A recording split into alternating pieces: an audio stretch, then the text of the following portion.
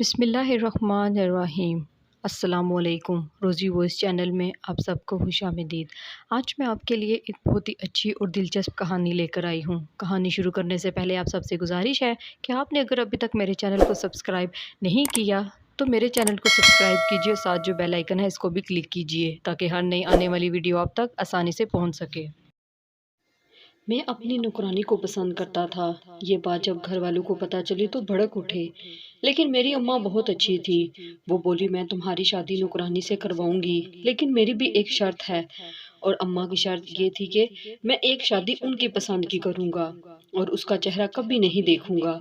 मुझे क्या परवाह थी, क्योंकि मुझे मेरी फौजिया जो मिल रही थी। फौरन मान गया। लेकिन जब भी मैं दूसरी बेगम के कमरे में जाता तो उसकी लाइट बंद होती। मुझे अम्मा की बात याद आ जाती कि रोशनी नहीं लगा दी। यूं मैं इसी तरह कमरे से बाहर आ जाता।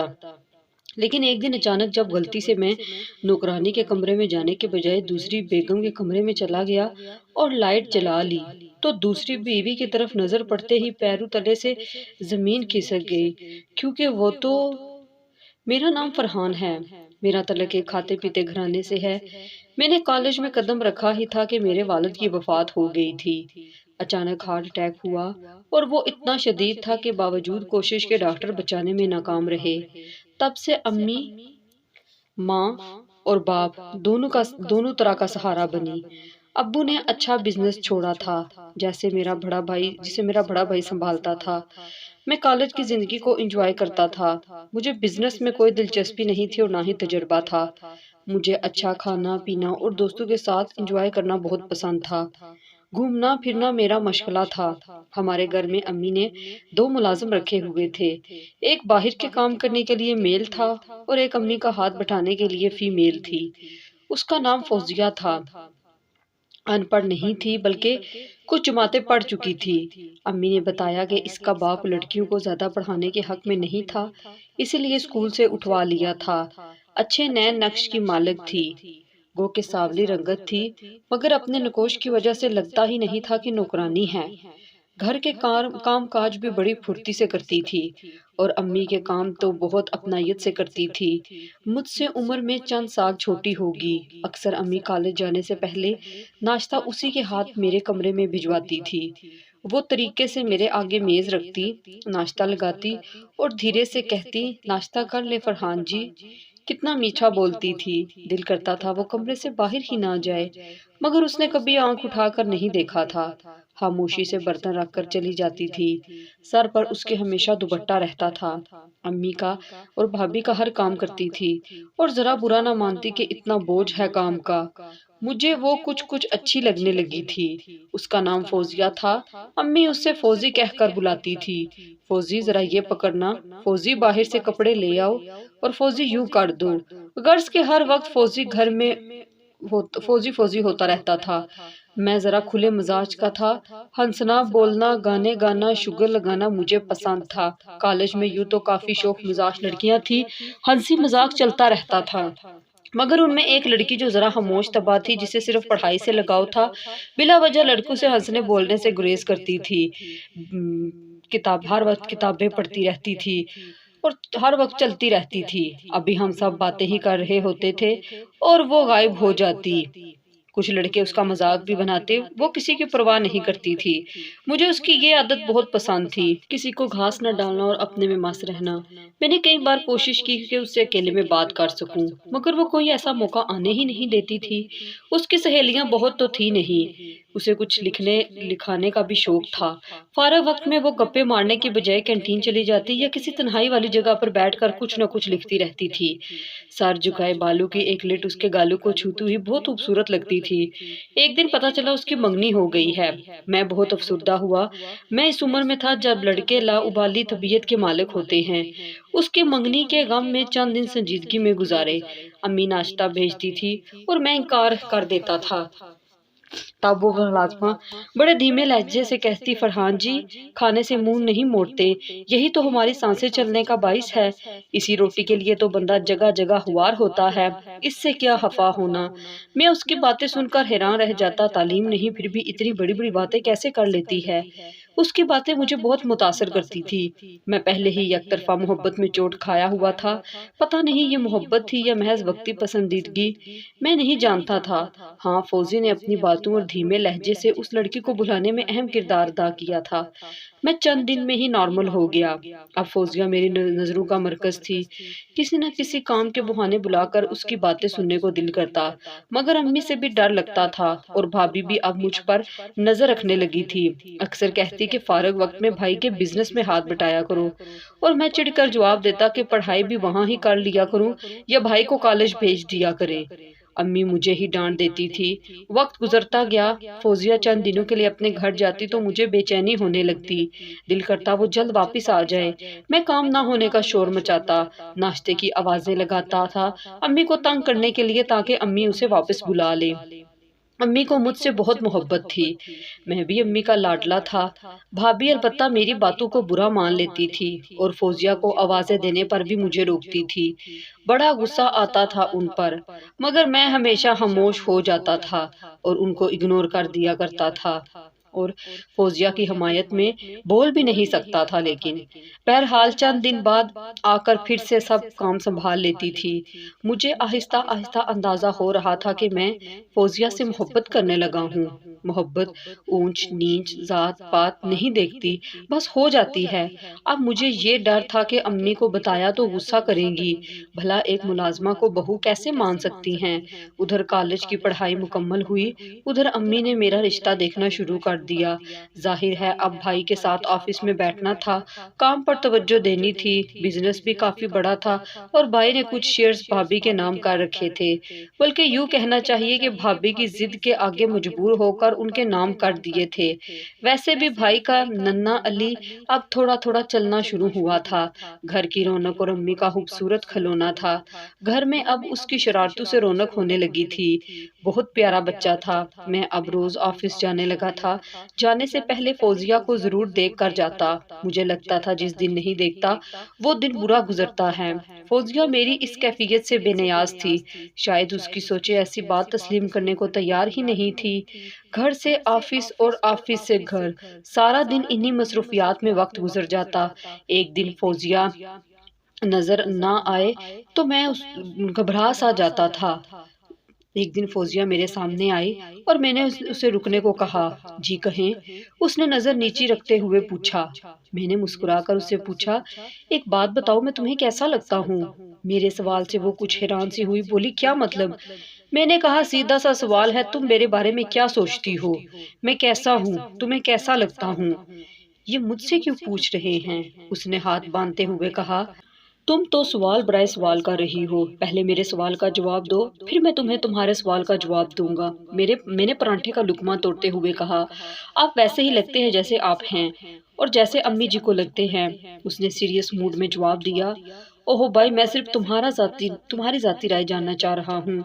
अम्मी के लिए तो मैं हीरा हूँ, क्या फिर तुम भी मुझे हीरा समझती हो। मैंने शरारत से उसकी तरफ देखकर कहा, साथ चाय की चुस्की भी ले ली। इंसान को खुद पता होता है कि वो कैसा है। अपने बारे में अपने आप से राय लेनी चाहिए, दिल से पूछना चाहिए। दिल कभी झूठ नहीं बोलता। फरहान जी, उसने बड़े तहम्मुल से इतनी फलसफियाना बात कही और चली गई। मैं हाथ में लुकमा पकड़े देर तक उसकी बात की गहराई को समझने की कोशिश करता रहा। मुझे उसकी बातों ने सोचने पर मजबूर कर दिया कि क्या कागज की डिग्री ही आलम का सबूत है। क्या एहसासात और तजुर्बात से गुजरे इंसान बामईनी और इल्मी गुफ्तगू नहीं कर सकते हैं। मिसाल मेरे सामने फौजिया थी। वो जो कह गई वो मैं सोच नहीं पाया। मुझे पता ही नहीं चला। मेरे सोचों में नाश्ता ठंडा हो गया था और ऑफिस से भी मैं आज लेट हो गया। भाई का फोन आया और फोन ने मुझे हयालात से बाहर निकाला। जी जी भाई, बस आ रहा हूँ। मैंने भाई को तसल्ली दी और जल्दी से ठंडी चाय हलक में अंडेली। अम्मी को खुदा हाफिज किया और नजरें फौजिया को तलाश कर रही थी। वो किचन से निकलती नजर आई तो मैं अल्लाह हाफिज कहकर रवाना हुआ। भाई बहुत ज़िम्मेदारी से हर काम निभाते थे। मैं कभी-कभी ऑफ़िस टाइम में दोस्तों के साथ बहाना बनाकर निकल भी जाता था, मगर भाई ऑफ़िस को पूरा वक़्त देते थे। बड़ी ज़िम्मेदारी से कारोबार चला रहे थे। अब्बू के बाद घर उन्हीं की मेहनत से चलता था। भाभी भी अच्छे मिजाज की मालिक थी। वैसे भी हर आसाइश थी उनके पास और बिज़नेस में कुछ शेयर्स भी। वक़्त भी अच्छा गुज़र रहा था। भाई का बर्थडे हम बड़े एहतमाम से मनाते थे। उन्हें ज़्यादा हल्ला-गुल्ला पसंद नहीं था। इसलिए बस उनके मनपसंद खाने बनते और हम उनको तवाइफ देते थे। इस बार भी सब ने उनके लिए तोहफ़े खरीदे। फौजिया ने अम्मी के साथ मुख्तलिफ उनके मनपसंद खाने बना लिए। मैं ऑफिस से ज़रा जल्दी उठ के आ गया था। घर में थोड़ी सी सजावट करनी थी। भाई को ज़रा जल्दी आने की ताकीद करके सब तैयार हो गए। फौजिया ने भी नए कपड़े पहने बहुत प्यारी लग रही थी। मेरा दिल था वो मेरे सामने रहे, कहीं ना जाए। किसी वक्त उसकी नज़रें मुझसे टकराती तो वो जैसे घबरा सी जाती और फौरन दाएं-बाएं देखने लगती जैसे नज़रें चुरा रही हो। मैंने उसके करीब जाकर आखिरकार तारीफ कर ही दी। बहुत खूबसूरत लग रही हो, मैंने प्यार से कहा। शुक्रिया, उसने सिर्फ ही इतना कहा और जाने को मुड़ी। मैंने उसका बाजू पकड़ लिया, पूछा क्या मैं अच्छा नहीं लग रहा हूँ? उसने एक नज़र मेरी तरफ देखा और बोली, आप पहले भी अच्छे ही लग रहे थे, बाकी शीशे के सामने खड़े होकर देख ले, यकीन आ जाएगा। वो हल्का सा मुस्कुराई और चली गई। मेरे लिए ये हल्की सी मुस्कुराहट ही काफी थी। दिल बाग बाग हो गया। उधर भाभी ने आवाज लगाई, फरहान अपने भाई को फोन करके याद दिलाओ कि आज जल्दी आना था। अम्मी ने भी हाँ में हाँ मिलाई। करता हूँ, अब भी करता हूँ। मैं कमरे में गया, भाई को फोन किया तो पता चला वो कुछ देर पहले ही घर के लिए निकल चुके हैं। अरे वाह, आने वाले हैं फिर तो। मैंने सोचा और कमरे से बाहर आकर अम्मी और भाभी को बताया कि वो बस रास्ते में हैं। आप बर्तन लगवाएं टेबल पर। फौजिया बर्तन लगाने लगी। भाभी तहाइफ उठा लाई और एक तरफ सजाकर रख दिए। आज तो भाभी ने अपने बेटे को भी नहीं सोने दिया था। ये उसके सोने का वक्त था। सब कुछ रेडी हो चुका था। अब बस भाई की आमद के सब मुंतजिर थे। आधा घंटा गुजर गया। शायद फूल लेने रुक गए हूँ, क्योंकि भाभी को फूल बहुत ही ज्यादा पसंद थे। अब तो 1 घंटा हो गया है, चीजें ठंडी हो गई। कहाँ रह गया ये पता करो फरहान। अम्मी ने फिक्रमंदी से कहा। जी अम्मी, फोन करता हूँ। मैंने फोन मिलाया, फोन ऑफ था। 2-3 बार कोशिश की, फोन बंद ही मिला। बैटरी खत्म हो गई होगी। मैंने अम्मी और भाभी को तसल्ली देते हुए कहा। मजीद आधा घंटा और गुजर गया। अब तो मुझे भी फिक्र होने लगी थी। अम्मी की बेचैनी भी बढ़ती जा रही थी। वो बाहर जाकर पता करने ही वाले थे कि डोर बेल बजी। हम तीनों की सांस में सांस आई। शुक्र है आ गए। फौजिया जूस लाओ, थका आया है मेरा बेटा। फौजिया किचन में भागी। भाभी बेटे को उठाने गई और मैं दरवाजा खोलने के लिए बाहर आया। आ गया भैया, कहकर मैंने पुरजोश अंदाज में दरवाजा खोलकर वेलकम कहा। मगर बाहर का मंजर कुछ और ही था। बाहर एम्बुलेंस खड़ी थी। शायद गलत एड्रेस पर आ गए थे। मैंने पूछा, कहाँ जाना है आपको? हमने तो नहीं बुलाई एम्बुलेंस। 3-4 बंदे थे वो। एक बड़ी उम्र के साहब ने मेरे कंधे पर हाथ रखा और दरवाजा खोलकर एम्बुलेंस अंदर आने को कहा। ओ भाई, मैं कह रहा हूँ आपको गलती लगी है, यहाँ कोई। उस शख्स ने मेरे आगे एक पर्स, शनाख्ती कार्ड और घड़ी कर दी। मैं जुमला मुकम्मल ही ना कर सका। मुझे लगा गहरी अंधेरी रात हो चुकी है और हमें पता ही नहीं चला। उस साहब ने मुझे सहारा दिया, बोला, बहुत बड़ा सदमा है, मगर हम सब बेबस हैं। ट्रॉली के साथ पूरी तरह एक्सीडेंट हुआ, हॉस्पिटल ले गए। डॉक्टर ने कहा वो तो रास्ते में ही अल्लाह को प्यारे हो चुके थे। हमने पर्स चेक किया, शनाख्ती कार्ड से यहाँ तक पहुँचे हैं। अल्लाह दर्जात बुलंद फरमाए। वो बोले जा रहा था और मैं गुमसुम खड़ा हैरत से भाई की लाश को देख रहा था। इतने में भाभी बेटे को लेकर बाहर आई। कहाँ रह, उनके अल्फाज भी उनके मुंह में ही रह गए। अम्मी भाभी की जो हालत हुई वो नाकाबिले बयां थी। खुशी का घर मातम का घर बन गया। आंसू थे कि रुकने का नाम ही नहीं ले रहे थे। रोज लोग ताजियत के लिए आते, तसल्ली के बोल बोलते। जख्म कहाँ भरने वाला था। कई दिन गुजर गए। हम सब एक दूसरे को संभाल रहे थे। फौजिया ने पूरा घर बड़े सलीके से संभाल रखा था। हर एक का ख्याल, हर छोटा बड़ा काम वही कर रही थी। हमें हौसला भी वही देती थी। दिन गुजरते गए। ऑफिस का सारा काम अब मेरे कंधों पर था। मेरे मरने वालों के साथ मरने वालों के साथ मरा नहीं जाना जाता। जितनी खुदा ने सांसें लिखी हैं उतना जीना पड़ता है। वक्त मरहम रख देता है। भाभी उदास रहने लगी थी। जाहिर है अभी उम्र ही क्या थी, और एक बच्चा जो बाप की शफकत से महरूम हो चुका था, उसे खबर ही नहीं थी कि उसके इतना प्यार करने वाला बाबा अब लौट कर कभी नहीं आएगा। उसकी मौजूदगी भाभी को जिंदगी में वापस लाई। भाभी सारा दिन उसके कामों में मसरूफ रहती थी। अम्मी अम्मी इन दिनों बहुत बूढ़ी होने लगी थी। फौजिया उनके साथ ज़्यादा से ज़्यादा वक्त गुजारती ताकि वो जहनी तौर पर मसरूफ रहें और ज़्यादा ना सोचें। फौजिया ने जिस तरह घर संभाला, इससे मेरे दिल में उसकी कदर और ज़्यादा बढ़ गई। वो भी सिर्फ मेरा नहीं, सबका बहुत ख्याल रखती थी। खानदान वाले, मिलने वाले सब उसकी तारीफ करते कि अपना घर समझ कर काम करती है। मगर कोई मेरी नज़र से देखता, मैं उसे काम वाली नहीं बल्कि घर का एक फर्ज समझता हूँ। एक दिन अम्मी ने मेरी शादी की बात फिर छेड़ी। तुम्हारी उम्र हो चुकी है, अब शादी कर लेनी चाहिए।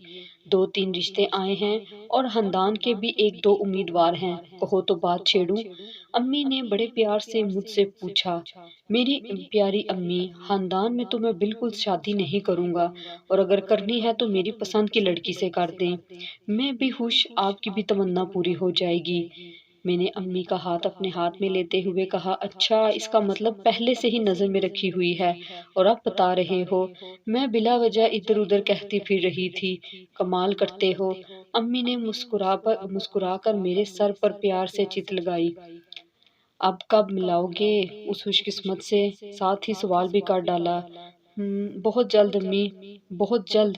पर वादा करें मेरी पसंद पर कोई एतराज नहीं करेंगी। हाँ हाँ, वक्त आएगा तो इस पर भी बात कर लेंगे। अम्मी कान मरोड़ कर चली गई। मैंने शुक्र किया कि अम्मी ने अपनी मर्जी की जिद नहीं की और अब नई नई लड़कियां भी नहीं देखेंगी। मैंने इत्मीनान का सांस लिया। एक दिन मैं फौजिया के लिए सूट लाया। सिर्फ उसके लिए नहीं बल्कि भाभी और अम्मी के लिए भी खूबसूरत से सूट लाया। फौजिया को बहुत पसंद आया। जो रंग मुझे पसंद था वही उसकी पसंद थी। ये जानकर मेरा दिल बहुत खुश हो गया था। मैंने कहा, जल्दी से पहन कर दिखाओ। कहने लगी, जी अच्छा, बहुत शुक्रिया, आप बहुत ख्याल रखते हैं। कुछ दिन बाद उसने वो जोड़ा पहना। वाकई गजब की लग रही थी। अम्मी और भाभी भी तारीफ किए बगैर न रह सकी। मेरी तो नजर ही नहीं हट रही थी। वो मुझे ऐसे देखते हुए शर्मा गई और कमरे से बाहर चली गई। ऑफिस के काम बढ़ते जा रहे थे और अब दोस्तों के साथ ऑफिस टाइम में जाना भी कम हो गया था। हालात जो बदल गए थे, अक्सर भाई को याद करके हर तरफ उदासी छा जाती। वक्त गुजरता गया। मेरा भतीजा अब थोड़ा थोड़ा सहारा लेकर चलने लगा था। उसकी शरारतें सारे घर की रौनक थी। अम्मी उसे अपने साथ सुलाती थी, कहती, मुझे अकेलेपन का एहसास नहीं होता। अम्मी ने एक दिन बताया कि भाभी के भाई ने ढके छुपे अल्फाज में उन्हें वापस घर ले जाने को कहा है। अम्मी सख्त परेशान थी इस बात से।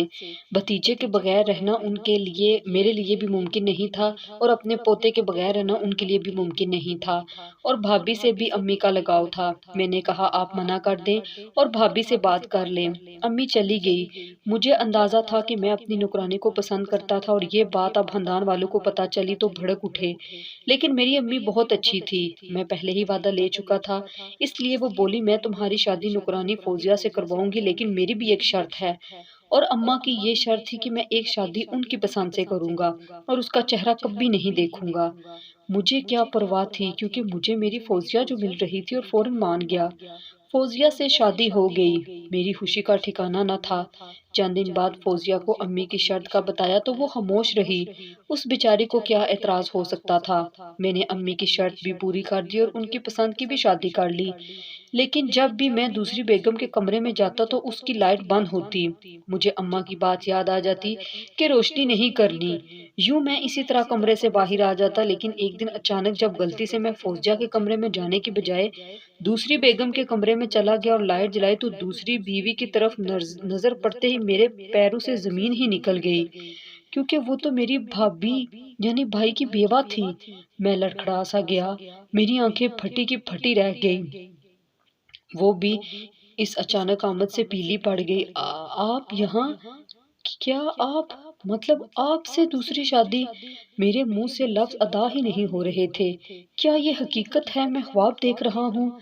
नहीं भाभी, मेरी दूसरी बीवी। ओ खुदाया, मैं सर पकड़कर कुर्सी पर बैठ के, ये कैसे हो सकता है? आप कैसे ऐसा कर सकती हैं? मैंने रोने वाली आवाज में उनसे कहा। मेरी आवाज हक में घुट रही थी। वो भी सिमट कर एक तरफ बैठ गई। मुझसे क्या पूछते हो? अपनी अम्मी से पूछो, जिन्होंने मुझे इतने वास्ते दिए कि मैं मजबूर हो गई। क्या करती, एक माँ हाथ जोड़ दे तो कैसे बात रद्द हो जाए? बताओ मुझे, मैं तुम्हें कब तुम्हारे भाई की जगह दे सकती थी? कहा था मुझ में इतना हौसला नहीं, मगर अम्मी ने तुम्हारे भतीजे की कसम दे दी। सच में मैं बहुत मजबूर थी। मैंने गम और गुस्से की हालत में जोर से कुर्सी के हैंडल पर मुक्का मारा। मैं कुछ भी नहीं कर सकता था। उठा और सीधा अम्मी के कमरे में चला गया। वो नमाज पढ़ के अभी बैठी ही थी, मेरी शक्ल देखकर वो भी चौंक गई। गुस्से से मैं मुठ्ठियां समेट रहा था। वो समझ गई कि राज खुल चुका है। उन्होंने मेरा हाथ पकड़कर अपने पास बिठाया। 2 मिनट खामोश रही, फिर कहने लगी, बेटा मजबूरी थी। उसके भाई उसे वापस ले जाना चाहते थे, और तुम्हें पता है मैं तुम्हारे भतीजे के बगैर नहीं रह सकती। दूसरी बात, कारोबार में उसके काफी शेयर्स हैं।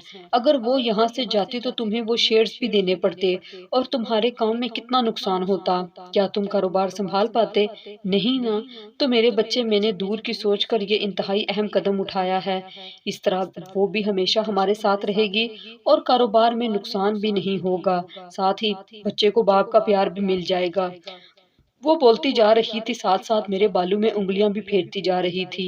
मगर अम्मी जान, बहुत ज्यादती कर दी आपने मेरे साथ। मैंने कभी इस नजर से नहीं देखा था। मैं कैसे नजर मिला पाऊंगा? मैंने आंसू पूछते हुए कहा। ना, मेरा बच्चा ऐसा नहीं सोचते। बेवा को सहारा दिया है, कोई सितम नहीं हुआ। और जो प्यार तुम अपने भतीजे को दे सकते हो, वो कोई और तो नहीं दे सकता ना। अम्मी ने मेरा सर अपनी गोद में रख लिया और प्यार करने लगी। मेरी समझ में कुछ नहीं आ रहा था। ये सब कैसे चलेगा, और मैं कैसे उनके साथ? नहीं, मेरी सोचें मुझे पागल कर रही थी। मगर अब क्या हो सकता था? अगर मैंने अपनी मनमानी की थी, तो अम्मी ने भी अपनी मर्जी की। अब कुछ नहीं हो सकता, कुछ नहीं। अब मुझे इस रिश्ते को निभाना पड़ेगा, किसी भी तरह, अम्मी के लिए ही सही। भाई की बीवी को अब अपनी बीवी के तौर पर कबूल करना मेरी मजबूरी थी। अब मुझे ये रिश्ता निभाना था, और निभा रहा हूँ।